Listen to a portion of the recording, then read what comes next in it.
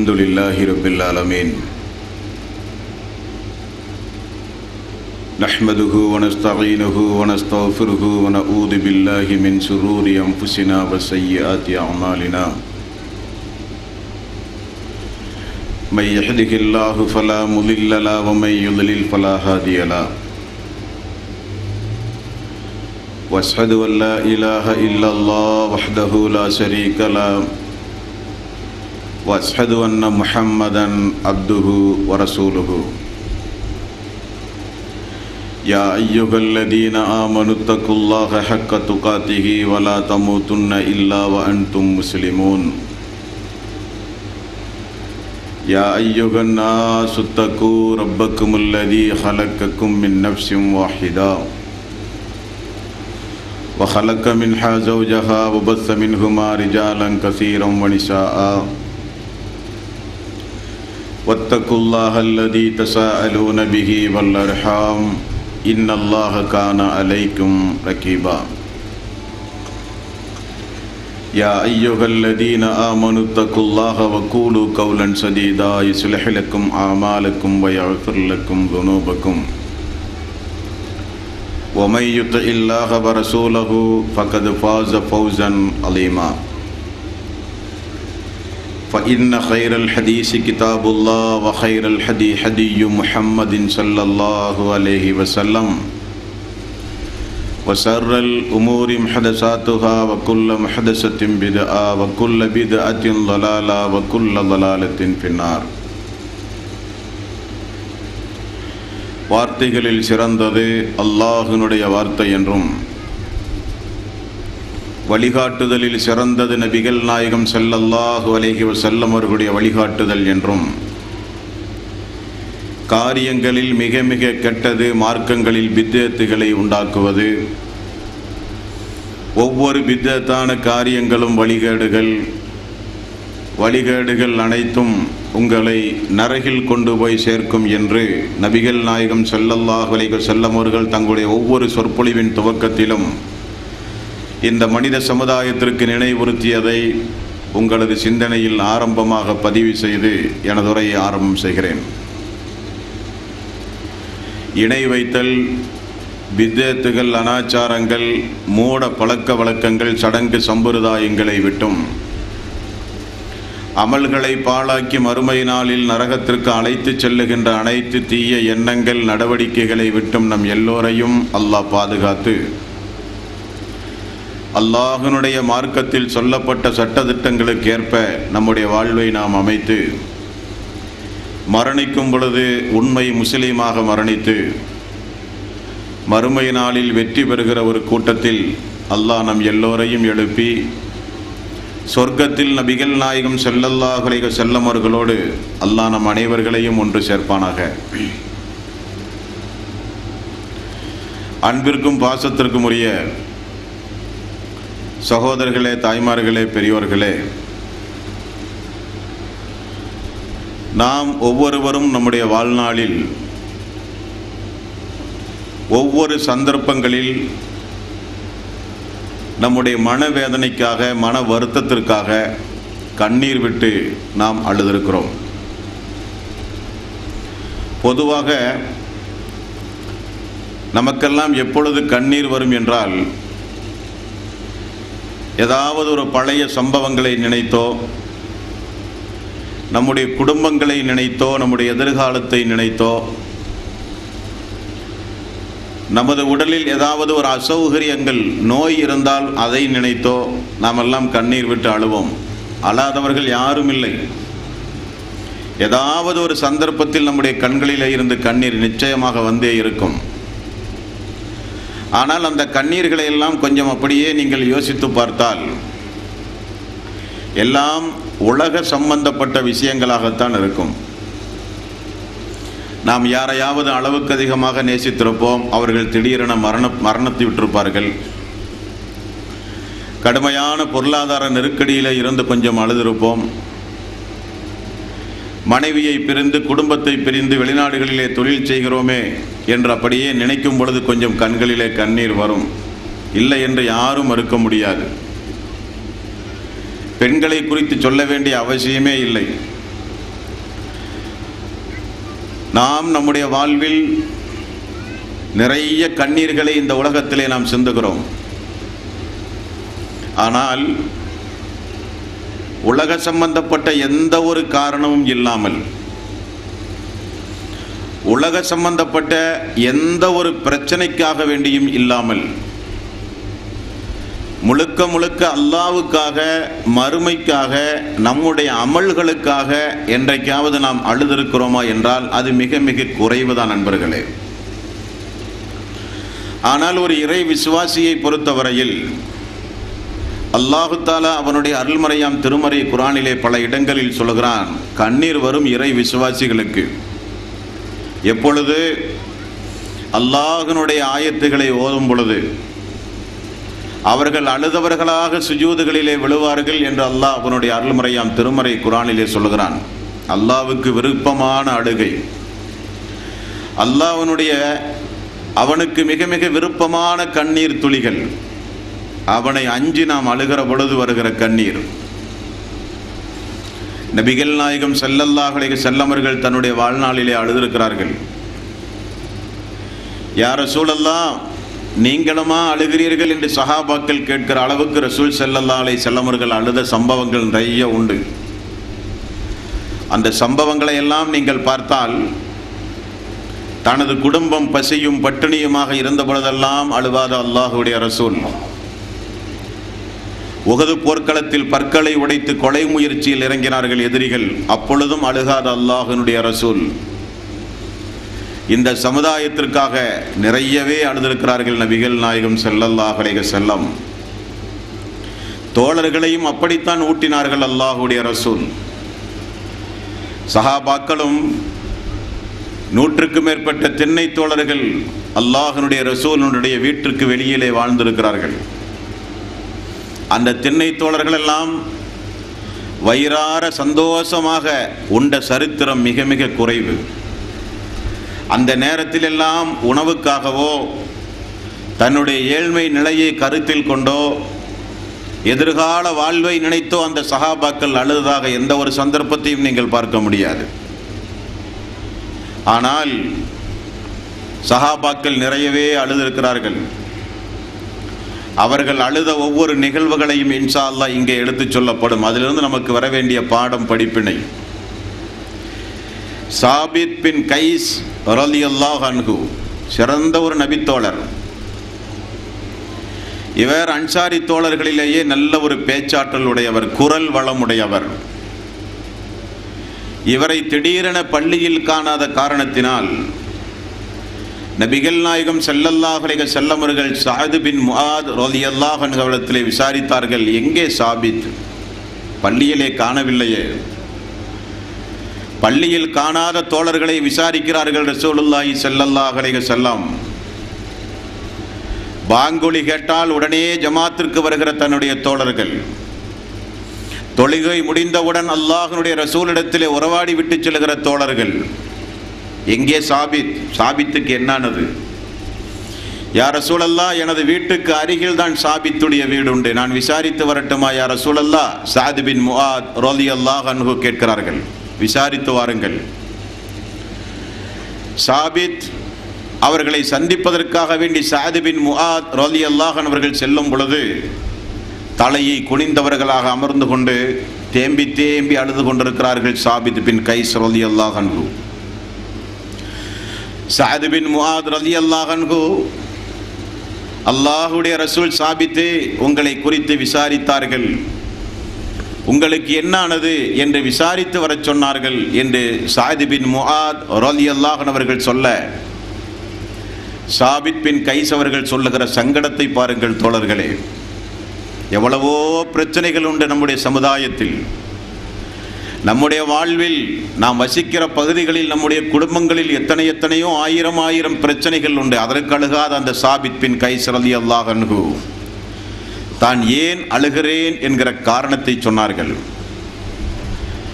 சஅத் அவர்களே, நபிகள் நாயகம் ஸல்லல்லாஹு அலைஹி வஸல்லம் அவர்களுக்கு அல்லாஹ் இறக்கிய ஆயத் 49வது அத்தியாயத்தின் 2வது வசனம், யா ஐயுகல்லதீன ஆமனு, ஈமான் கொண்டவர்களே, லா தர்ஃபஉ அஸ்வாத்தக்கும் ஃபௌக சௌத்தின் நபியி,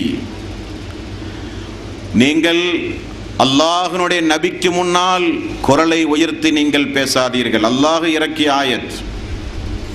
இந்த இறை தூதருக்கு முன்னால் குரலை உயர்த்தி பேசாதீர்கள்.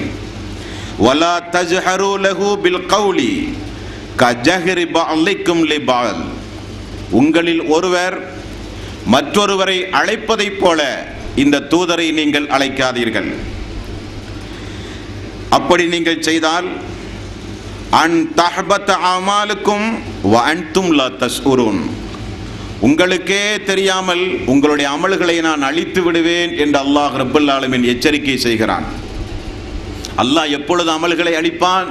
அல்லாஹ்வுக்கு இணைகள் வைக்கும் போது. வேறு வேறு பாவங்களை செய்தால் அமல்கள் அழிந்து போகாது.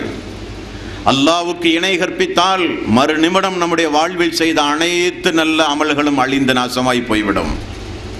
அடுத்ததாக அல்லாஹ் பயன்படுத்துகிற வாசகம், என்னுடைய தூதருக்கு முன்னால் உங்களில் ஒருவர் மற்றவரை அழைத்து குரலை உயர்த்தி சத்தம் போட்டு பேசுவதைப் போல எனது தூதருக்கு முன்னால் நீங்கள் சத்தத்தை உயர்த்தி பேசினால் அமல்கள் அழிந்து போவது உங்களுக்கே தெரியாது என்று அல்லாஹ் எச்சரிக்கையாக ஆயத்தை இறக்கினான். நபிகள் நாயகம் ஸல்லல்லாஹு அலைஹி வஸல்லம் அவர்கள் சமுதாயத்திலே ஓத ஆரம்பித்தார்கள் இந்த ஆயத்தை. அதிலிருந்து இந்த சாபித் பின் கைஸ் அவர்களை சபையிலே காணவில்லை. நான் அல்லாஹ்வுடைய ரசூலுக்கு முன்னால் எத்தனை முறை நான் குரலை உயர்த்தி பேசியிருக்கிறேன், என்னுடைய அமல்கள் எல்லாம் அழிந்து நாசமாகிவிட்டதே சகோதரர்களே. நான் செய்த எத்தனையோ நற்கர்மங்கள் அல்லாஹ்வுக்காக, அல்லாஹ்வுடைய ரசூல் சொன்னார்கள் என்பதற்காக, என்னுடைய வாழ்வில் சொர்க்கத்திற்காக வேண்டி நான் சேமித்து வைத்த பொக்கிஷங்கள், என்னுடைய நல்ல நல்ல இபாதத்துகள், அந்த அமல்கள் எல்லாம் அழிந்து போய் விட்டதே என்று அழுதார்கள். அவருடைய பிரச்சனை என்னவென்று கேட்டறிந்த சஅத் பின் முஆத் ரலியல்லாஹு அன்ஹு அல்லாஹ்வுடைய ரசூலிடத்தில் வந்து சொன்னார்கள், யா ரசூலல்லாஹ், சஅதுடைய பிரச்சனை இதுதான். உடனே நபிகள் நாயகம் ஸல்லல்லாஹு அலைஹி வஸல்லம் அவர்கள் சொன்னார்கள், சாபித்திடத்திலே போய் சொன்னுங்கள், அவர் நரகவாசி அல்ல, அவர் சொர்க்கவாசி. என்ன காரணம்? சாபித் அவர்கள் இயற்கையாகவே குரலை உயர்த்தி பேசுகிறவர். சாதாரணமாக பேசுகிற மக்கள் தூதருக்கு முன்னால் வந்து குரலை உயர்த்தி பேசினால் தான் அல்லாஹ்வுடைய சட்டம் பொருந்தும். இயற்கையாகவே பிலால் அவர்களைப் போல, சாபித் பின் கைஸ் அவர்களைப் போல குரலை உயர்த்தி பேசுகிற மக்களுக்குரிய சட்டம் அல்ல அது. இயற்கைக்கு மாற்றமாக தூதருக்கு முன்னால் குரலை உயர்த்தி பேசுகிற மக்களுக்குரிய சட்டம் என்று சொல்லி சாபித் அவர்கள் சொர்க்கவாசி என்று சொல்லுங்கள் என்றார்கள் நபிகள் நாயகம் ஸல்லல்லாஹு அலைஹி வஸல்லம். புகாரி என்கிற நபிமொழி தொகுப்பில் 3613வது நபிமொழியாக நீங்கள் பார்க்கலாம். நம்முடைய வாழ்வில் செய்து போன அமல்கள் அழிந்து போய்விட்டதே என்பதற்காக வேண்டி அழுத ஒரு நபித்தோழர். நாம் ஒவ்வொருவரும் நம்முடைய சக்திக்கு உட்பட்டு நிறைய அமல்களை செய்கிறோம். தொழுகை, நோன்பு, ஜக்காத், ஹஜ், நிறைய வணக்க வழிபாடுகளை செய்கிறோம். இந்த அமல்கள் எல்லாம் பாதுகாத்து கொண்டிருக்கிறோமா என்பதில் கொஞ்சம் நாம் கவனம் செலுத்த வேண்டும். அமல்கள் செய்வது முக்கியமல்ல, அந்த அமல் நம்மோடு தான் உண்டுமா? மரணிக்கின்ற வரை இந்த அமலை பாதுகாக்கக்கூடிய நடவடிக்கைகளில் நாம் ஈடுபடுகிறோமா? அல்லது செய்கிற அமலை யாரையாவது பலாய் முசீபத்துகளை பேசி, புறம் பேசி, அவதூறுகளை பேசி, செய்த அமல்களை வேறு வேறு மனிதர்களுக்கு கொடுத்து மறுமை நாளில் திவாலானவர்கள் என்று அல்லாஹ்வுடைய ரசூல் சொல்லுகிற பட்டியலில் நாம் இருக்கிறோமா என்று கொஞ்சம் நாம் யோசித்து பார்க்க வேண்டும். உமர் ரலியல்லாஹு அன்ஹு அவர்கள் சொன்னார்கள், அல்லாஹ் மறுமை நாளில் உங்களை நிறுத்தி விசாரணை செய்வதற்கு முன்னால் தினசரி உங்களை நீங்களே விசாரித்துக் கொள்ளுங்கள். இன்றைக்கு நாம் இரவில் தூங்கச் செல்லும் போது நாம் செய்த நற்கர்மங்கள் என்ன, நாம் செய்த அநியாயங்கள் என்ன, நாம் செய்த பாவம் என்ன, நாம் செய்த அமல் நம்மோடு தான் உண்டுமா அல்லது யாரையாவது பற்றி பேசி கீசி அவர்களுக்கு நம்முடைய அமல்களை கொடுத்துவிட்டு நாம் உறங்குகிறோமா என்று தினசரி நம்முடைய வாழ்வை ஒரு சுய பரிசோதனை செய்ய வேண்டும் என்பதற்கு ஒரு பாடம் சாபித் பின் கைஸ் ரலியல்லாஹு அன்ஹுடைய வாழ்க்கையிலே நடந்த ஒரு சம்பவம். அமல்கள் அழிந்து போய்விட்டது. பொருளாதாரம் நஷ்டமடைந்தால் கூட உலகத்தில் சம்பாதிப்பதற்கு ஒரு வாய்ப்புண்டு. வேறு வேறு ஏதாவது இழப்புகள் துனியாவில் ஏற்பட்டால் சஹாபாக்கள் சகித்துக் கொள்வார்கள். ஊரை துறந்து வந்தவர்கள் அவர்கள். அனைத்தையும் அல்லாஹ்வுக்காக வேண்டி தூக்கி வீசி வந்த சஹாபாக்களுக்கு அந்த நேரத்தில் அழுகாத அந்த தோழர்கள், அமல்கள் அழிந்து போய் விட்டது, குரல்களை உயர்த்தி பேசினால் உங்களுக்கே தெரியாமல் அமல்கள் அழிந்து போகும் என்று அல்லாஹ் எச்சரிக்கை செய்து விடுகிறானே, நம்முடைய அமல்கள் எல்லாம் அழிந்து போய் விட்டது என்று அழுதவர்கள் சஹாபாக்கள். அதற்காக வேண்டி அழ வேண்டும். நாம் கொஞ்சம் திரும்பி பார்க்க வேண்டும் கடந்து வந்த பாதையை. நம்முடைய வயது என்ன? அந்த வயதுக்கு ஏற்ற அமல்கள் நம்மிடத்திலே உண்டுமா? கஷ்டப்பட்டு இரத்தத்தை எல்லாம் வியர்வையாக மாற்றி ஆரோக்கியத்தை எல்லாம் இழந்து அனுபவிக்க வேண்டிய இளமை பருவத்தை எல்லாம் தியாகம் செய்து நிறைய நாம் சொத்து சேர்த்தி இருக்கிறோம் நம்முடைய மக்களுடைய எதிர்காலத்திற்காக. நம்முடைய மரணத்திற்கு பிறகு நம்முடைய சந்ததிகள் கையேந்தி விடக்கூடாது என்பதற்காக, நம்முடைய மரணத்திற்கு பிறகு நம்முடைய மக்கள் இந்த சமுதாயத்தில் அந்தஸ்தோடு வாழ வேண்டும் என்பதற்காக நிறைய சேமிப்புகளை இந்த உலகத்தில் நாம் சேமித்து வைத்திருக்கிறோம். ஆனால் நம்முடைய மரணத்திற்கு பிறகுள்ள மறுமைக்காக வேண்டி உள்ள சேமிப்புகள் நம்முடைய வாழ்விலே என்ன? அது உண்டுமா இல்லையா? அது இல்லாவிட்டால் அதை அதிகப்படுத்துவதற்கு என்ன வழி? செய்கிற அமலை யாருக்காக வேண்டியும் நாம் இழந்துவிடக் கூடாது. நாம் செய்கிற அமலில் நாம் சொர்க்கம் செல்ல வேண்டும். திவாலானவன் யார் தெரியுமா? யா ரசூலல்லாஹ், யாரிடத்தில் வெள்ளி நாணயங்களும் தங்கங்களும் இல்லையோ அவர்கள்தானே. அவர்களல்ல திவாலானவர்கள், அவர்களல்ல திவாலானவர்கள். திவாலானவர்கள், போண்டியானவர்கள் யார் என்றால், எல்லாம் இருந்தும் கண் சிமிட்டும் நேரத்திற்குள் அனைத்தையும் இழந்தவர்கள் தான் திவாலானவர்கள். பெரிய கோடீஸ்வரர், பூகம்பத்தால், சுனாமையால், பெருமழையால், எரிமலையால் அனைத்தையும் இழந்து வீதியில் இருக்கிறார்களே, அவர்கள் தான் திவாலானவர்கள். மறுமை நாளில் சொர்க்கத்திற்குரிய அமல்களை எல்லாம் சேகரித்துக் கொண்டு சொர்க்கத்துடைய வாசலிலே வந்து நிற்பார்கள்.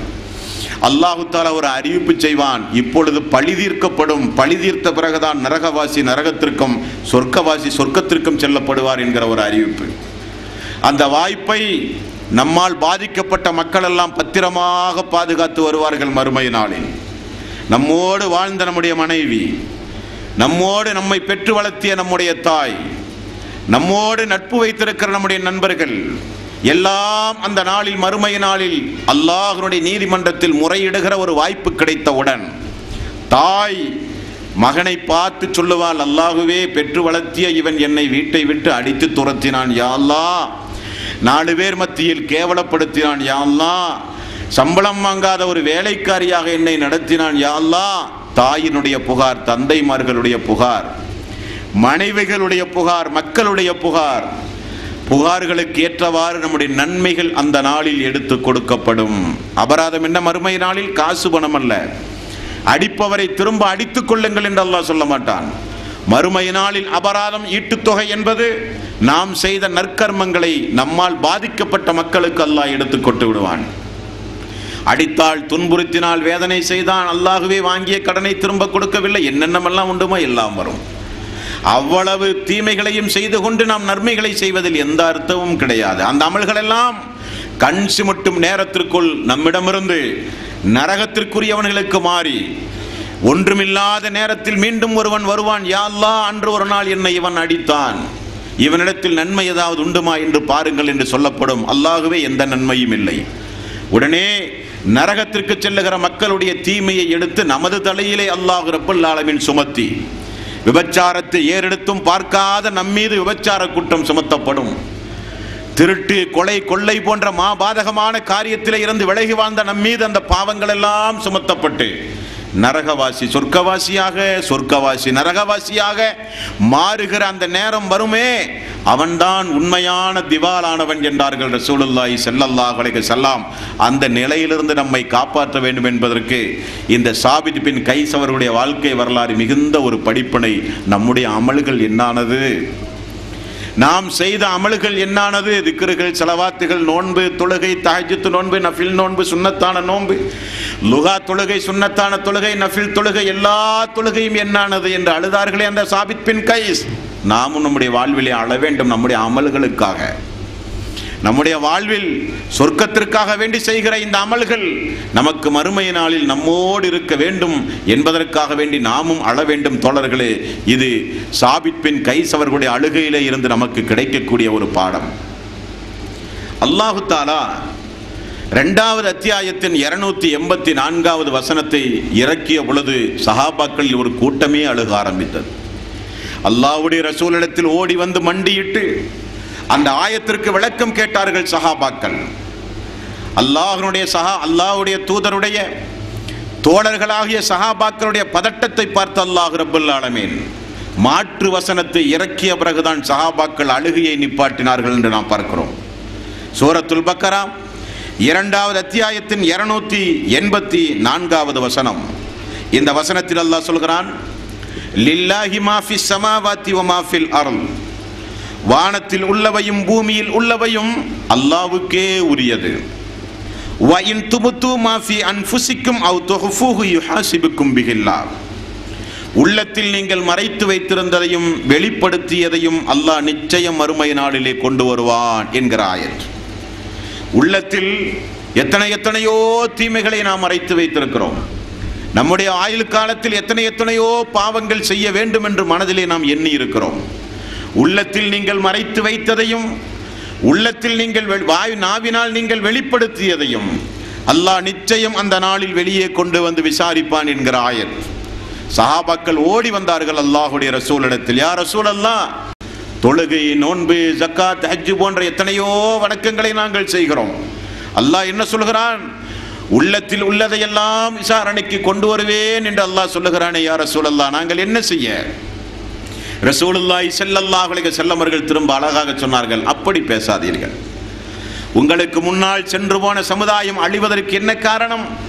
வேதத்தை நம்புகிறோம், ஆனால் அதன்படி நடக்க மாட்டோம் என்று சொன்னார்கள். நீங்கள் அப்படி சொல்லாதீர்கள். கட்டுப்பட்டோம், செவிதாய்த்தோம், எங்களுடைய ரப் அப்படி சொன்னால் நாங்கள் ஏற்றுக்கொள்கிறோம் என்று சொல்லி நீங்கள் பழகுங்கள் என்று சொன்னவுடன், யா ரசூலல்லாஹ், நாங்கள் கட்டுப்படுகிறோம், யா ரசூலல்லாஹ், நாங்கள் செவிசாய்க்கிறோம், யா ரசூலல்லாஹ், அழுதவர்களாகவே சொன்னார்கள் சஹாபாக்கள். அல்லாஹு தஆலா உடனே திரும்ப அடுத்து இறக்கிய ஆயத், ஆமனர் ரசூல் பிமா உன்சில இலைஹி மிர் ரப்பிஹி வல் முஃமினூன், இந்த தூதரும் தூதரோடு இருக்கிற இறை விசுவாசிகளும் அல்லாஹ் இறக்கி வைத்த வேதத்தை நம்பி விட்டார்கள். குல்லுன் ஆமன பில்லாஹி வ மலாயிகத்திஹி வ குதுபிஹி வ ருசுலிஹி, மேலும் அந்த இறை விசுவாசிகள் அல்லாஹுவையும் வேதத்தையும் தூதர்களையும் விசுவாசம் செய்கிறார்கள். லா நுஃபர்ரிகு பைன அஹதிம் மிர் ருசுலிஹி, தூதர்களுக்கு மத்தியிலே பாகுபாடு காட்ட மாட்டோம் என்றும் அவர்கள் சொல்லுகிறார்கள். வகாலு சமிஅனா வ அத்தஅனா உஃப்ரானக ரப்பனா வ இலைக்கல் மசீர், நாங்கள் கட்டுப்பட்டோம், செவிசாய்த்தோம் என்றும் அவர்கள் கூறிவிட்டார்கள். அல்லாஹ் உடனே சொல்கிறான், லா யுகல்லிஃபுல்லாஹு நஃப்ஸன் இல்லா உஸ்அஹா, எந்த ஒரு ஆத்மாவையும் சக்திக்கு மீறி அல்லாஹ் ரப்பல் ஆலமீன் சோதிக்க மாட்டான் என்று சொன்னவுடன் தான் சஹாபாக்கள் அழுகையை நிப்பாட்டினார்கள் என்று நாம் பார்க்கிறோம். உள்ளம் குறித்து அவர்களுக்கு உள்ள ஒரு பயம், உள்ளத்தில் எவ்வளவோ தீய காரியங்கள் வந்து போகிறது, அதையெல்லாம் அல்லாஹ் ரப்பல் ஆலமீன் மறுமை நாளிலே விசாரணைக்கு கொண்டு வந்தால் நம்முடைய நிலைமை என்னாவது? உள்ளம் குறித்து அஞ்சினார்கள் சஹாபாக்கள், உள்ளம் குறித்து பயந்தார்கள். உள்ளத்தில் உள்ளதையெல்லாம் அல்லாஹ் மறுமை நாளிலே விசாரணைக்கு கொண்டு வந்தால் நரகத்துடைய வேதனையை அனுபவிக்காமல் யாரும் சொர்க்கம் செல்ல முடியாது என்கிற நிலை உருவாகும். ஆகவேதான் அல்லாஹ் லா யுகல்லிஃபுல்லாஹு நஃப்ஸன் இல்லா உஸ்அஹா, சக்திக்கு அற்பாற்பட்டு அல்லாஹ் ரப்பல் ஆலமீன் சோதிக்க மாட்டான் என்ற ஆயத்து இறங்கியவுடன் ஆஸ்வாசம் அடைந்தார்கள் அந்த சஹாபாக்கள்.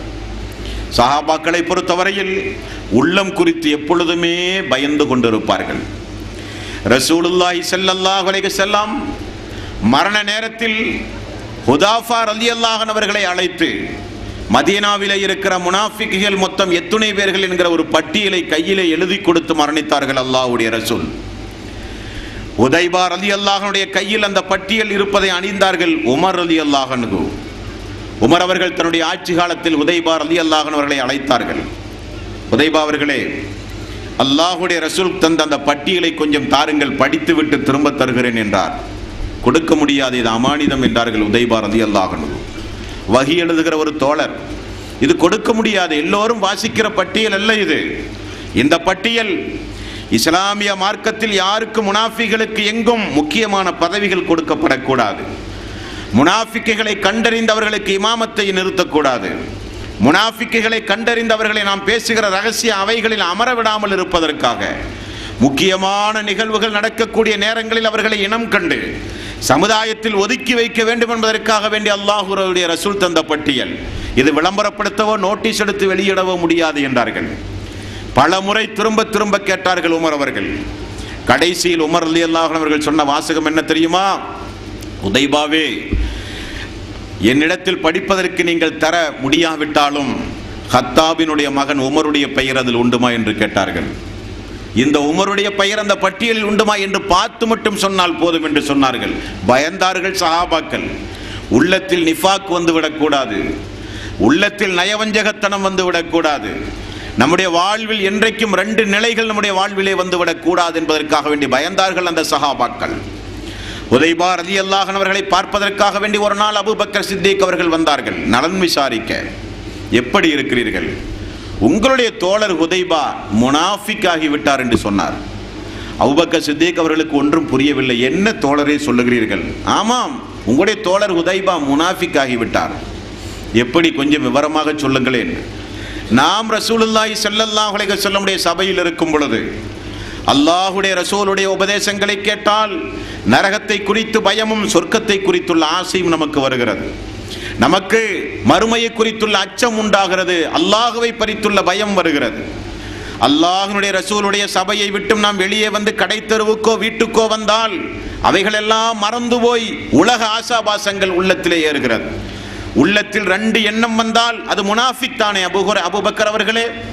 அல்லாஹ்வுடைய ரசூலோடு இருக்கும் பொழுது மறுமையுடைய அச்சம், வீட்டுக்கு வந்தாலும் துனியாவுடைய அச்சம், துனியாவுடைய ஆசாபாசம். உள்ளத்தில் இப்படி 2 எண்ணங்கள் வந்தால் அது நிஃபாக் தான் என்றார்கள் உதைபா ரலியல்லாஹு அன்ஹு. அபூபக்கர் அவர்கள் சொன்னார்கள், எனக்கும் அப்படி உண்டு, எனக்கும் அப்படிப்பட்ட நிலைகள் வருவதுண்டு. 2 பேரும் அல்லாஹ்வுடைய ரசூலிடத்திலே வந்தார்கள், சம்பவங்களை சொன்னார்கள். நபிகள் நாயகம் ஸல்லல்லாஹு அலைஹி வஸல்லம் அவர்கள் சொன்னார்கள், உண்மைதான், அதுதான் ஈமானின் அடையாளம். ஆனால் எனது உரைகளை கேட்கும் போது எனது சபையில் இருக்கிற அந்த அச்சம் உங்களுடைய வாழ்வில் தொடர்ந்து இருக்க வேண்டுமானால், எப்பொழுதும் இறை அச்சத்தோடு மறுமை சிந்தனையோடு நீங்கள் இருக்க வேண்டுமானால், நீங்கள் முடிந்தவரை உங்களுடைய நாவுகளின் மூலம் அல்லாஹ்வை தஸ்பீஹ் செய்து கொண்டே இருங்கள். அப்படி நீங்கள் செய்யும் பொழுது அல்லாஹ் விசேஷமான ஒரு வானவரை உங்களுக்கு தருவான். அந்த வானவர் நீங்கள் கடை வீதிக்கு செல்லும் பொழுதும் உங்களோடு இருப்பார், படுக்கை அறைக்கு செல்லும் பொழுதும் உங்களை கட்டிப்பிடித்து முசாபகா செய்து கொண்டே இருப்பார். சைத்தான் உங்களை விட்டும் தூரமாகுவான். ஹல்லலா, அது அப்படியும் இருக்கும் இப்படியும் இருக்கும் என்றார்கள் ரசூலுல்லாஹி ஸல்லல்லாஹு அலைஹி வஸல்லம். ஹல்லலா ரலியல்லாஹுடைய வாழ்க்கையிலே நடந்த ஒரு சம்பவம். அப்படியானால் நாம் நம்முடைய வாழ்வில் நம்முடைய உள்ளம் குறித்து கொஞ்சம் கவலைப்பட வேண்டும். உள்ளத்தில் நிஃபாக் வந்து விடக்கூடாது. உள்ளம் குறித்து கவலைப்பட்டார்கள் சஹாபாக்கள், அழுதார்கள் சஹாபாக்கள்.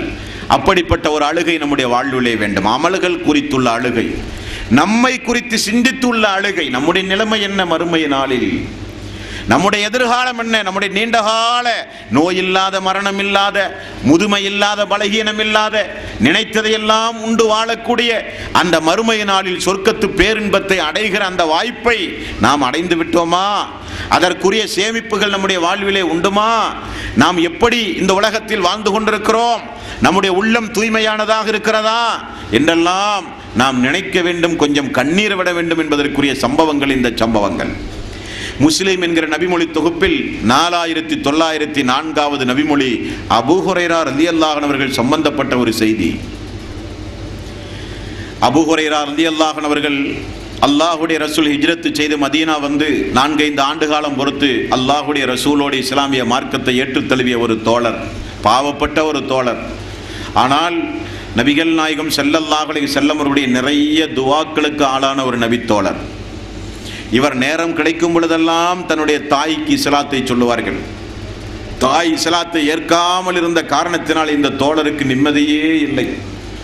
அல்லாஹ்வுடைய ரசூலிடத்திலே வந்து மன்றாடுவார்கள் அபூ ஹுரைரா ரலியல்லாஹு அன்ஹு. தாயிடத்தில் ஒரு நாள் இப்படி இஸ்லாமிய பிரச்சாரம் செய்யும் போது தாய் மிக கடுமையாக இஸ்லாத்தையும் அல்லாஹ்வுடைய ரசூலையும் கொஞ்சம் நாவு கூசுகிற வகையிலே கொஞ்சம் ஏசி விடுகிறார்கள். தாங்க முடியவில்லை அபூ ஹுரைரா ரலியல்லாஹு அன்ஹு அவர்களுக்கு. அழுது கொண்டே ஓடி வந்தார்கள் அல்லாஹ்வுடைய ரசூலிடத்தில். யா ரசூலல்லாஹ், எனது தாயை பார்த்தீர்களா? இணை வைத்து நரகத்துடைய படுகொலையிலே வாழ்ந்து கொண்டிருக்கிற எனது தாய். நான் இஸ்லாத்தை எடுத்துச் சொல்லும் பொழுது உங்களை ஏசி விட்டார்கள் யா ரசூலல்லாஹ், என்னால் தாங்க முடியவில்லை என்று அழுக ஆரம்பித்தார்கள். அல்லாஹ்வுடைய ரசூலே, எனது தாய்க்கு இஸ்லாமிய மார்க்கம் ஹிதாயத்து கிடைக்க அல்லாஹ்விடத்திலே கொஞ்சம் பிரார்த்தனை செய்யுங்களேன் யா ரசூலல்லாஹ் என்று சொன்னார்கள். நபிகள் நாயகம் ஸல்லல்லாஹு அலைஹி வஸல்லம், அல்லாஹுவே, அபூ ஹுரைராவின் தாயாருக்கு நீ ஹிதாயத்து கொடுப்பாயாக என்று அல்லாஹ்வுடைய ரசூல் பிரார்த்தனை செய்தார்கள். பிரார்த்தனை செய்த சந்தோஷம் அபூ ஹுரைராவுக்கு. சந்தோஷம் என்றால் நான் அந்த அளவுக்கு சந்தோஷம் அடைந்தேன். அல்லாஹ்வுடைய ரசூல் எனது தாயாருக்காக வேண்டி பெயர் குறிப்பிட்டு செய்த துவா. கொஞ்ச நேரத்தில் நான் வீட்டுக்கு சென்றேன். வீட்டுக்கு சென்றால் நான் வருகிற எனது காலடி ஓசை சப்தத்தை கேட்ட எனது தாய், அபூ ஹுரைராவே வெளியே நில் என்றார்கள். நான் வெளியே நீண்ட நேரம் நின்றேன். உள்ளே குளிக்கிற சப்தம் எனக்கு கேட்டது. அபூ ஹுரைரா அவர்கள் சொல்கிறார்கள், குளிக்கிற சப்தம் எனக்கு கேட்டது. கொஞ்ச நேரத்தில் எனது தாய் வாசலை திறந்து வெளியே வந்தால் தன்னை போர்த்தி கொண்டு குளித்து தூய்மையடைந்து வந்து அஸ்ஹது அல்லா இலாஹ இல்லல்லாஹ் அஸ்ஹது அன்ன முஹம்மதர் ரசூலுல்லாஹ் என்று கலிமாவை சொல்லி இஸ்லாத்தை ஏற்றுக்கொண்டார்கள். எனக்கு சந்தோஷம் தாங்க முடியவில்லை. மீண்டும் நான் அழுது கொண்டே ரசூலுல்லாஹி ஸல்லல்லாஹு அலைஹி வஸல்லம் இடத்திலே ஓடி வந்தேன். யா ரசூலல்லாஹ், அல்லாஹு தஆலா உங்களுடைய பிரார்த்தனையை அங்கீகரித்து விட்டான். எனது தாய் இஸ்லாமிய மார்க்கத்தை ஏற்றுக்கொண்டு விட்டார்கள். எனக்கும் எனது தாயாருக்கும் மீண்டும் ஒரு பிரார்த்தனை செய்யுங்கள் யா ரசூலல்லாஹ் என்று மீண்டும் அழுக ஆரம்பித்தார்கள் அபூ ஹுரைரா ரலியல்லாஹு அன்ஹு. ரசூலுல்லாஹி ஸல்லல்லாஹு அலைஹி வஸல்லம் என்ன செய்ய வேண்டும் என்று கேட்டார்கள். என்னையும் என்னுடைய தாயையும் இந்த இஸ்லாமிய சமுதாயம் நேசிக்க வேண்டும். என்னை எப்படி இந்த மக்கள் நேசிக்கிறார்களோ அதே போல எனது தாயையும் இந்த மக்கள் நேசிக்க வேண்டும். இந்த சமுதாயத்தையும் நானும் எனது தாயும் நேசிக்க வேண்டும். யா ரசூலல்லாஹ், அல்லாஹ்விடத்திலே ஒரு பிரார்த்தனை செய்யுங்கள் என்றார்கள். ரசூலுல்லாஹி ஸல்லல்லாஹு அலைஹி வஸல்லம், அல்லாஹ்வே இந்த சின்ன அடியாருடைய இந்த கோரிக்கையை நீ ஏற்றுக்கொள்வாயாக என்று பிரார்த்தனை செய்தார்கள். அபூ ஹுரைரா சொல்கிறார், அல்லாஹு தஆலா அந்த துஆவை அங்கீகரித்த காரணத்தினால்தான் இந்த உலகத்தில் இருக்கிற எல்லோரும் எனது பெயரை கேட்டால் கொஞ்சம் என் மீது மதிப்பும் மரியாதையும் வைத்திருக்கிறார்கள் என்று அபூ ஹுரைரா ரலியல்லாஹு அன்ஹு அவர்கள் சொன்ன செய்தி முஸ்லிம் என்கிற நபிமொழி தொகுப்பில் 4904வது நபிமொழியாக நீங்கள் பார்க்கலாம். என்றால் இங்கே நமக்குரிய பாடம் என்ன சகோதரர்களே? இங்கே நமக்குரிய பாடம் என்ன? நமக்கும் தாயுண்டு, நமக்கும் மனைவிமார்கள் உண்டு, நமக்கும் பிள்ளைகள் உண்டு, நமக்கும் இரத்த பந்த உறவுகள் உண்டு. நம்முடைய குடும்பங்களில் யாராவது தொழாவிட்டால் அவர்களுக்காக வேண்டி ஒரு நாளாவது நாம் ஒரு சிறிய முயற்சி எடுத்து தொழுகையை குறித்து பேசியிருப்போமா? நம்முடைய அருமை மனைவி தியாகம் செய்து நமக்காக வேண்டி வாரிசுகளை பெற்றுத் தருவதற்காக வேண்டி தியாகம் செய்வதை மிகப்பெரிய தியாகியாக நம்முடைய மனைவி நம்மோடு வாழ்ந்து கொண்டிருக்கிறாளே, தொழாமல் நோன்பு வைக்காமல் மார்க்கத்திற்கு புறம்பான காரியங்களை செய்து கொண்டு வாழ்கிற மனைவிக்காக வேண்டி என்னைக்காவது ஒரு சொட்டு கண்ணீர் நம்முடைய கண்களிலே வந்திருக்குமா? கணவனுக்காக வேண்டி மனைவிமார்கள் என்றைக்காவது அழுதிருப்பார்களா? நாம் உண்டு, நம்முடைய குடும்பம் உண்டு. எப்படியாவது நம்முடைய கணவன் சம்பாதித்து வந்து நமக்கு தேவையான ஆடம்பர பொருள்களை வீடுகளிலே வாங்கி குவித்து அண்டை வீட்டுக்காரனை போல சமுதாயத்தில் இருக்கிற பெண்களைப் போல சந்தோஷமாக வாழ்ந்தால் போதும். கணவன் தொழுதாலும் சரி, தொழாவிட்டாலும் சரி, கணவன் வட்டிக்கு பொருளாதாரத்தை திரட்டினாலும் சரி, திரட்டாவிட்டாலும் சரி, எப்படி போனாலும் நான் நிம்மதியோடு இருக்க வேண்டும் என்று நினைக்கக்கூடிய பெண்கள் தான் சமுதாயத்திலே உண்டு. நம்மை பெற்று வளர்த்திய தாய், நமக்காக வேண்டி ஓடாய் உழைக்கிற நம்முடைய தந்தை இஸ்லாமிய மார்க்கத்திற்கு புறம்பாக நடந்தாலோ, மார்க்கத்தை விட்டு வெளியேறி ஹராமான காரியங்களை செய்து அவர்கள் வாழ்ந்தாலோ அவர்களுக்காக வேண்டி ஒரு சொட்டு கண்ணீர் நம்முடைய வாழ்விலே சிந்தி இருப்போமா சகோதரர்களே? மறுமையை கொஞ்சம் யோசித்து பாருங்கள். இந்த மனைவி, இந்த மக்கள், இந்த தாய், இந்த தந்தை நமக்கு மறுமை நாளில் சொர்க்கத்தில் ஒன்றாக இருக்க வேண்டுமானால் நாம் நம்முடைய குடும்பத்தை பாதுகாக்க வேண்டும் நரகத்திலே இருந்து. யா அய்யுஹல்லதீன ஆமனூ கு அன்ஃபுஸக்கும் வ அஹ்லீக்கும் நாரா, ஈமான் கொண்டவர்களே, உங்களையும் உங்களது குடும்பத்தாரையும் எரிகின்ற நரக நெருப்பிலிருந்து பாதுகாத்துக் கொள்ளுங்கள் என்று அல்லாஹ் சொல்கிறான். அபூ ஹுரைரா அவர்களுக்கு அதுதான் சங்கடம், கஷ்டம். நாம் இந்த மார்க்கத்தை ஏற்றுக்கொண்டோம். நம்மை பெற்று வளர்த்திய நம்முடைய தாய் அல்லாஹ்வுக்கு இணை வைத்த நிலையிலேயே இருக்கிறார்களே. யா ரசூலல்லாஹ், ஹிதாயத்து கிடைக்க துஆ செய்யுங்கள். யா ரசூலல்லாஹ், மன்றாடுகிறேன், தினசரி பேசுகிறேன், போராட்டம் நிகழ்த்துகிறேன், எனது தாய்க்கு ஹிதாயத்து கிடைக்க அல்லாஹ்விடத்திலே துஆ செய்யுங்கள் யா ரசூலல்லாஹ் என்று அபூ ஹுரைரா ரலியல்லாஹு அன்ஹு அவர்கள் குடும்பத்திற்காக வேண்டி அழுதிருக்கிறார்கள். பெற்ற தாய்க்காக அழுதிருக்கிறார்கள் அபூ ஹுரைரா ரலியல்லாஹு அன்ஹு. அன்பார்களே, நம்முடைய கண் எதிரே நம்முடைய தாயையோ, நம்முடைய கண் எதிரே நம்முடைய தந்தையையோ, பெற்றோர்களுடைய கண் எதிரே பிள்ளைகளையோ அல்லாஹ் ரப்பல் ஆலமீன் மறுமை நாளில் 70 முழ சங்கிலியால் கட்டி வானவர்களின் மூலம் அடித்து விரட்டி நரகத்தில் தூக்கி எறிகிற அந்த காட்சி நம் கண் எதிரே பார்த்தால் பார்க்கிற சக்தி நமக்கு கிடையாது. இப்ராஹிம் அலைஹிஸ்ஸலாத்து வஸ்ஸலாம் அல்லாஹ்வுடைய நண்பர். அந்த இப்ராஹிம் நபியினுடைய தந்தையை அல்லாஹ் ரப்பல் ஆலமீன் மறுமை நாளில் நரகத்தினுடைய அடித்தளத்திலே இருந்து மேல் தளத்திற்கு அல்லாஹு தஆலா தூக்கி வீசுகிறான். புலியினுடைய முகத்தை போல, கழுதையினுடைய முகம் போல முகம் மாற்றப்பட்டு தூக்கி வீசப்படுவதை பார்த்து இப்ராஹிம் அலைஹிஸ்ஸலாத்து வஸ்ஸலாம், அல்லாஹுவே எனது தந்தை, அல்லாஹுவே எனது தந்தை, அல்லாஹுவே இந்த நாளில் இதைவிட ஒரு இழிவு எனக்கு வேறொன்றும் இல்லை என்று கதறி அழுத சம்பவம் ஹதீஸ்களிலே நம்மால் பார்க்க முடிகிறது. ஆகவே நம்முடைய குடும்பங்களுடைய ஹிதாயத்திற்காக அல்லாஹ்விடத்தில் பிரார்த்தனை செய்ய வேண்டும். ரப்பனா லா துஸிய குலூபனா பஅத இத் ஹதைதனா வஹப் லனா மின் லதுன்க ரஹ்மா இன்னக அன்தல் வஹ்ஹாப்.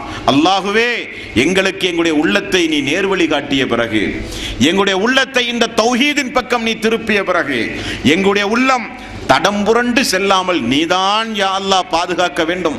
உன்னுடைய அருளும் உன்னுடைய கிருபையும் எங்களுக்கு இருக்க வேண்டும் யா அல்லாஹ் என்று அல்லாஹ்விடத்திலே பிரார்த்தனை செய்ய வேண்டும். என்றைக்கும் நம்முடைய வாழ்வில் பிரார்த்தனையில் ஒன்றை நாம் மறந்துவிடக் கூடாது. நாமெல்லாம் பிரார்த்தனை செய்யக்கூடியவர்கள் தான். நம்முடைய எதிர்கால வாழ்வுக்காக, சந்தோஷமான வாழ்வுக்காக, கடன் தொல்லை இல்லாமல் வாழ்வதற்காக, ஹராமிலே இருந்து தவிர்ந்து வாழ்வதற்காக நிறைய துஆக்களை அல்லாஹ்விடத்திலே செய்கிறோம். நாம் அல்லாஹ்விடத்தில் செய்ய வேண்டிய ஒரு துவா உண்டு. அல்லாஹுவே, நாங்கள் மரணிக்கும் பொழுது இந்த ஹிதாயத்தோடு நாங்கள் மரணிக்க வேண்டும். மரணிக்கும் பொழுது அஷ்ஹது அல்லா இலாஹ இல்லல்லாஹ் என்கிற திருக்கலிமாவை மொழிந்து நிறைய பிரார்த்தனைகளை செய்து நானும் எனது மனைவிமார்களும் குடும்பத்தார்களும் இஸ்லாமிய மார்க்கத்தை பின்பற்றிய நிலையில் நாங்கள் மரணிக்க வேண்டும் யா அல்லாஹ் என்று பிரார்த்தனை செய்ய வேண்டும். சகோதரர்களே, நம்முடைய குடும்பங்களில் யாராவது மார்க்கத்தை பின்பற்றாமல் நடந்தாலோ, நம்முடைய குடும்பங்களில் யாராவது மார்க்கத்திற்கு எதிராக நடந்தாலோ, நம்முடைய குடும்பங்களில் யாராவது அல்லாஹுவை குறித்தோ வேதத்தை குறித்தோ தூதரை குறித்தோ தெரியாமல் வாழ்ந்து கொண்டிருந்தாலோ அவர்களுக்கு தெரியப்படுத்த கொஞ்சம் நாம் முயற்சி எடுக்க வேண்டும், கொஞ்சம் அள வேண்டும். அல்லாஹுவே, அவர்களுக்கு நீ ஹிதாயத்தை குடியா அல்லாஹ், அல்லாஹுவே அவர்களை நீ நேர்வழிப்படுத்தியா அல்லாஹ், அல்லாஹுவே மார்க்கப்பட்டுள்ளவர்களாக எனது கணவரை, எனது மனைவியை, எனது தாய் தந்தையை, எனது மக்களை நீ ஆக்குவாயாக யா அல்லாஹ். கண் குளிர்ச்சியை எங்களுக்கு நீ தாய் அல்லாஹ். எங்களுடைய குடும்பங்களின் மூலமாக குடும்பத்தார்களை கொண்டு சோதித்து விடாதே யா அல்லாஹ். அல்லாஹ்விடத்திலே அழுது புலம்பி பிரார்த்தனை செய்கிற ஒரு பாடம் இந்த அபூ ஹுரைரா அவருடைய வாழ்க்கையில இருந்து நமக்கு கிடைக்கிறது. அழுதார்கள் அபூ ஹுரைரா ரலியல்லாஹு அன்ஹு, தாய்க்கு ஹிதாயத்து கிடைக்கவில்லை என்பதற்காக. அதே போல நபிகள் நாயகம் ஸல்லல்லாஹு அலைஹி வஸல்லம் அவர்களால் ஊட்டி வளர்க்கப்பட்ட அம்ர் பின் ஆஸ் ரலியல்லாஹு அன்ஹு, முஸ்லிம் என்கிற நபிமொழி தொகுப்பில் 192வது நபிமொழி. அந்த தோழரும் அழுத ஒரு சம்பவம் உண்டு. அவர் எப்பொழுது அழுகிறார்? மரண நேரத்தில் நோய்வாய்ப்பட்டு மரணிக்கப் போகிறோம் என்பதை தெரிந்து தாடி நினையக்கூடிய அளவுக்கு தேம்பி தேம்பி அழுதாராம். அவரை பார்ப்பதற்காக வேண்டி சென்ற நபித்தோழர்கள் சொல்லுகிறார்கள், அழுத அம்ர் பின் ஆஸ் அவர்கள் சுவற்றின் பக்கம் முகத்தை திருப்பி மீண்டும் அவர்கள் அழுக ஆரம்பித்தார்கள். அருகிலே இருக்கிற அவருடைய அன்பு மகன், தந்தையே, ஏன் இப்படி நீங்கள் தாடி நினைக்கிற அளவுக்கு இந்த நேரத்தில் இப்படி நீங்கள் அழுது புலம்ப வேண்டிய அவசியம் என்ன தந்தையே? அல்லாஹு தாலா, அல்லாஹ்வுடைய ரசூல் உங்களுக்காக வேண்டி எவ்வளவு பிரார்த்தனை செய்திருக்கிறார்கள். அல்லாஹ்வுடைய ரசூலோடு தோழமை கொண்டவர்கள் நீங்கள் எல்லாம், அல்லாஹ்வுடைய ரசூலோடு மார்க்க பணிகளை செய்தவர்கள் நீங்கள் எல்லாம், உங்களுக்கு என்ன கஷ்டம், ஏன் எதை நினைத்து நீங்கள் அழுகிறீர்கள் என்று கேட்டார்கள்.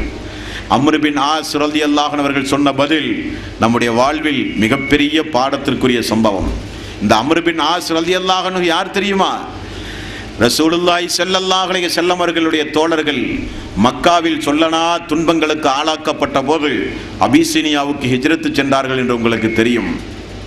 அபிசீனியாவுக்கு ஹிஜ்ரத்து சென்ற போது குறைஷிகளின் மூலமாக, மக்கத்து குறைஷிகளின் மூலமாக மீண்டும் நஜ்ஜாசி மன்னிடத்திலே போய் எடுத்து பேசி தந்திரமாக அவர்கள் அனைவர்களையும் அழைத்து வந்து கொடுமை செய்வதற்காக வேண்டி தூதராக அனுப்பப்பட்டவர் தான் இந்த அம்ர் பின் ஆஸ் ரலியல்லாஹு அன்ஹு. நல்ல பேச்சாற்றல் உடையவர், பேசினால் அப்படியே மக்களை மயக்கி விடுவார். அப்படிப்பட்ட நாவன்மை உடையவர் அம்ர் பின் ஆஸ். மிகுந்த ஒரு அன்பளிப்புகளோடு அபிசீனியாவுக்கு சென்றார். அங்கேதான் நஜ்ஜாசி மன்னரிடத்திலே போய் பல்வேறு வகையான உரையாடல்கள் நிகழ்த்தி ஜாபிர் அவர்களுடைய தலைமையில் அன்றைக்கு குடிபெயர்ந்த அந்த முஹாஜிர்களை மிகப்பெரிய கொடுமை செய்வதற்காக வேண்டி குறைஷிகள் அனுப்பியே நீ கொண்டே வர வேண்டும் என்று தீர்மானம் செய்து அனுப்பினார்கள். அம்ர் பின் ஆஸ் அவர்கள் நஜ்ஜாசி மன்னிடத்திலே போய் சொன்னார். வந்திருப்பவர்கள் யார் தெரியுமா? குழப்பவாதிகள், சமுதாய துரோகிகள், உங்களுடைய ஈசாவையே கொச்சைப்படுத்தி பேசக்கூடியவர்கள், நம்முடைய முன்னோர்கள் மூதாத்தியருடைய மதங்களை எல்லாம் வேண்டாம் என்று சொல்லி ஒரு அனாதையை தூதர் என சொல்லிக் கொண்டு திரிகிற மக்கள் என்றெல்லாம் சாமர்த்தியமாக அவர் பேசிய சம்பவம் ஹதீஸ் கிதாபுகளிலே நம்மால் பார்க்க முடிகிறது.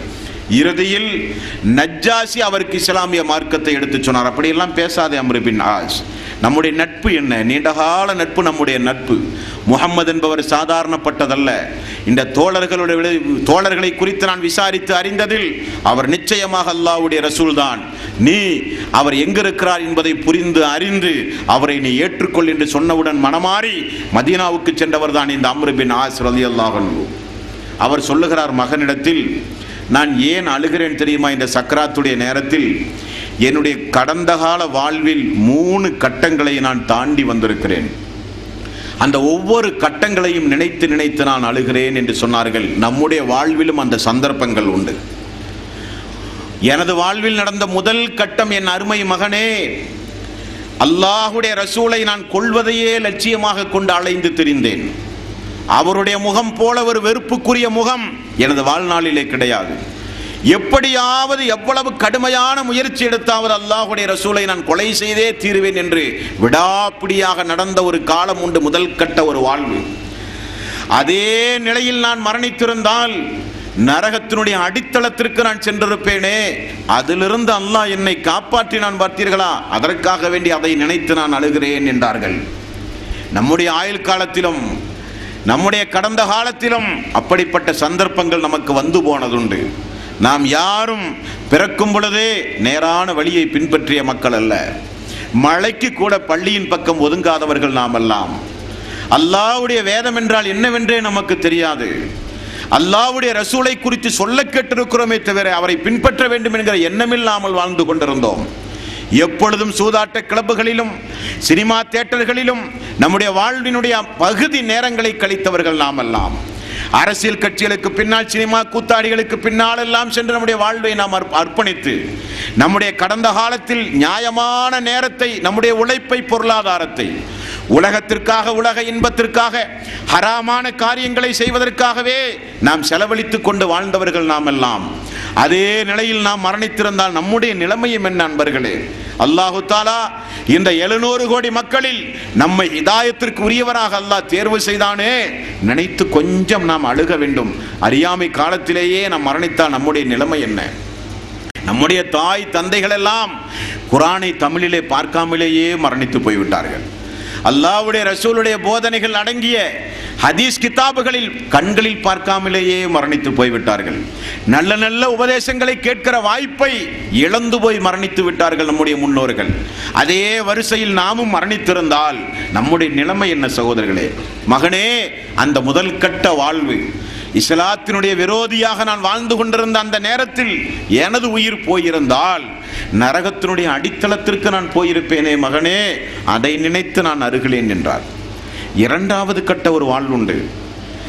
நான் இஸ்லாத்தை தழுவ வேண்டும் என்று முடிவு செய்தேன். அல்லாஹ்வுடைய ரசூலிடத்திலே வந்தேன். அல்லாஹ்வுடைய ரசூல் அம்ர் அவர்களே என்ன விஷயம் என்று கேட்டார்கள். இஸ்லாத்தை தழுவுகிறேன் என்று சொன்னேன். ரசூலுல்லாஹி ஸல்லல்லாஹு அலைஹி வஸல்லம் அவருடைய கரத்தை நீட்டினார்கள். நான் எனது கரத்தை நீட்டினேன், திரும்ப நான் மடக்கி கொண்டேன். என்ன அம்ரே, என்ன காரணம் என்றார்கள். யா ரசூலல்லாஹ், நான் செய்யாத அநியாயமே கிடையாது யா ரசூலல்லாஹ். நான் இஸ்லாத்தை ஏற்பதாக இருந்தால் எனது பாவங்கள் எல்லாம் மன்னிக்கப்பட வேண்டும். நீங்கள் எனக்கு உத்தரவாதம் தர வேண்டும், அப்பொழுது நான் இஸ்லாத்தை ஏற்கிறேன் என்றார்கள்.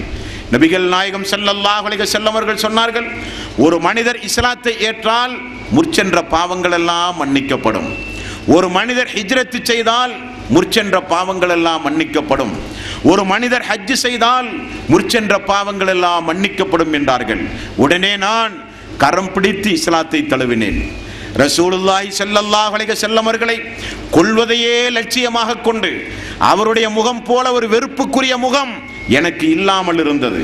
ஆனால் இஸ்லாத்தை தழுவும் பொழுது அல்லாஹ்வுடைய ரசூல் சொன்னாரே, எல்லா பாவங்களும் மன்னிக்கப்பட்டதென்று.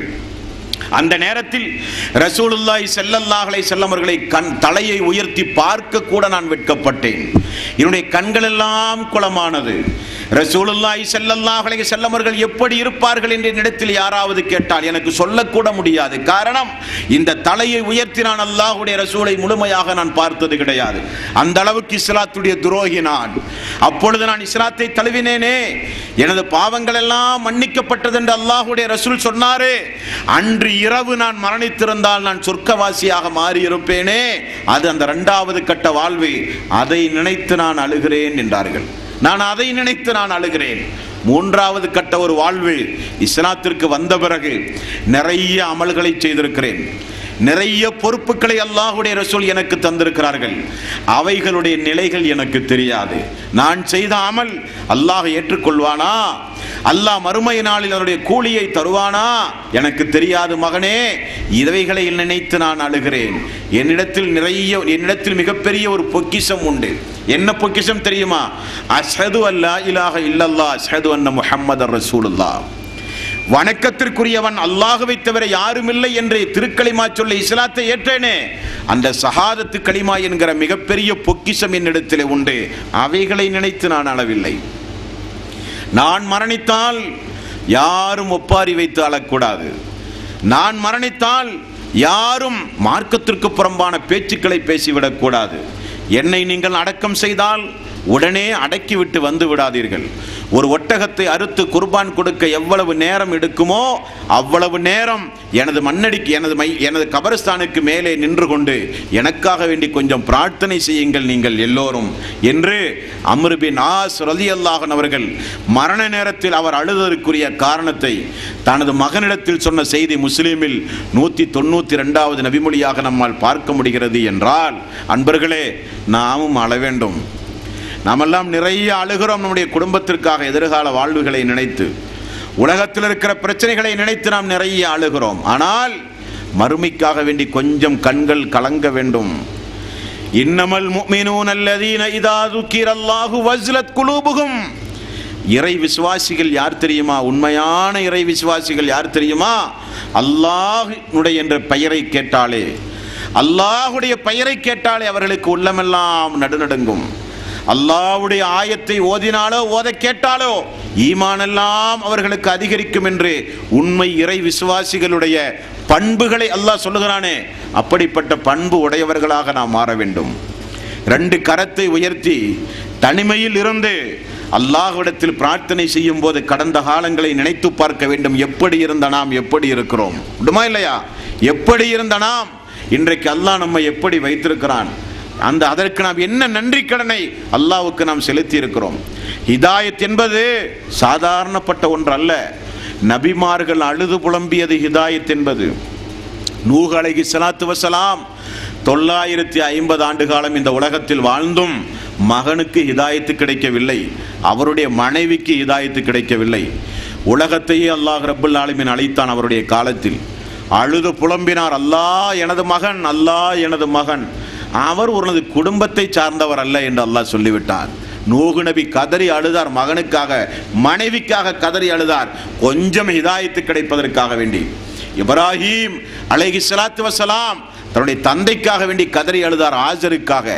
கோயில் பூசாரியாக, உருவச்சிலைகளை செய்து வணங்கி வழிபடுகிற கோயில் பூசாரியாக இருக்கிறார் தனது தந்தை. அழுதார் இப்ராஹீம் அலைஹிஸ்ஸலாத்து வஸலாம் தந்தைக்காக, தந்தையினுடைய ஹிதாயத்திற்காக வேண்டி அழுதார். ரசூலுல்லாஹி ஸல்லல்லாஹு அலைஹி வஸல்லம் அவர்கள் சிறிய வயதிலேயே தாயையும் தந்தையும் இழந்த அல்லாஹ்வுடைய ரசூலை வளர்த்தி ஆளாக்கிய அவர் அபூ தாலிப் அழுதார்கள். ரசூலுல்லாஹி ஸல்லல்லாஹு அலைஹி வஸல்லம் கொஞ்சம் ஹிதாயத்து கிடைக்க வேண்டும் என்பதற்காக. அல்லாஹ் சொல்லிவிட்டான், நீங்கள் நாடியவர்களுக்கெல்லாம் ஹிதாயத்து கிடைக்காது, நான் நாட வேண்டும் என்று அல்லாஹ் சொன்னான். அல்லாஹ் யாருக்கு ஹிதாயத்தை கொடுத்தான் பார்த்தீர்களா? ஃபிரௌனுடைய மனைவிக்கு கொண்டு போய் ஹிதாயத்தை கொடுத்தான். கொடுமைக்காரன், இஸ்லாமிய மார்க்கத்தை பின்பற்றுகிற எல்லோரையும் கொல்வதையே லட்சியமாக கொண்டு வாழ்ந்தவன் கொடுமைக்காரன். நான் தான் கடவுள் என்று சொன்ன கொடுமைக்காரனுடைய வீட்டுக்கு ஹிதாயத், நபிமார்களுடைய மனைவிகளுக்கு ஹிதாயத்து இல்லை என்றால் ஹிதாயத் என்பது சாதாரணப்பட்ட ஒன்று அல்ல.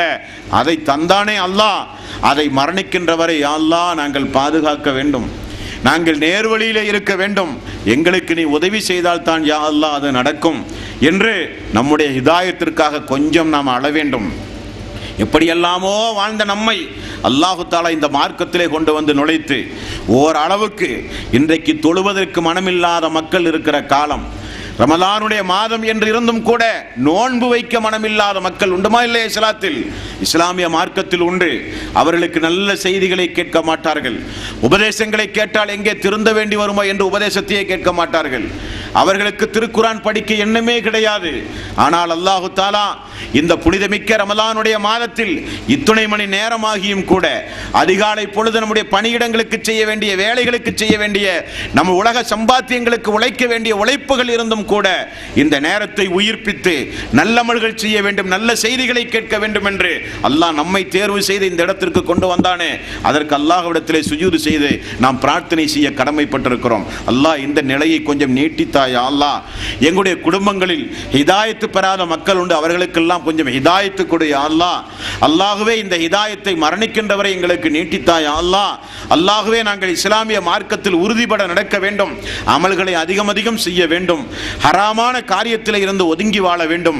முஸ்லீமாக நாங்கள் வாழுகிற நேரத்தில் எங்களுடைய உயிரை நீ கைப்பற்றி அல்லாஹ் என்றெல்லாம் அல்லாஹ்விடத்தில் மறுமைக்காக, சொர்க்கத்திற்காக, நரகத்தை கொஞ்சம் பயந்து, அல்லாஹுவை கொஞ்சம் பயந்து பிரார்த்தனை செய்கிற நன்மக்களாக நாம் மாற வேண்டும். அல்லாஹ்வுடைய அடியார்களே, எல்லாம் வல்ல அல்லாஹு தாலா எதை நாம் கேட்டோமோ அதன் அடிப்படையில் வாழ்ந்து மரணிக்கின்ற நல்லவர்களாக அல்லாஹ் நம் அனைவர்களையும் ஆக்கி அருள் புரிவானாக.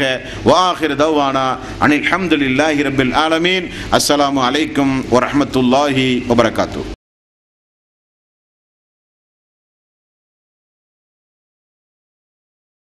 بسم الله الرحمن الرحيم. إذا جاء نصر الله والفتح ورأيت الناس يدخلون في دين الله أفواجا فسبح بحمد ربك واستغفره إنه كان توابا.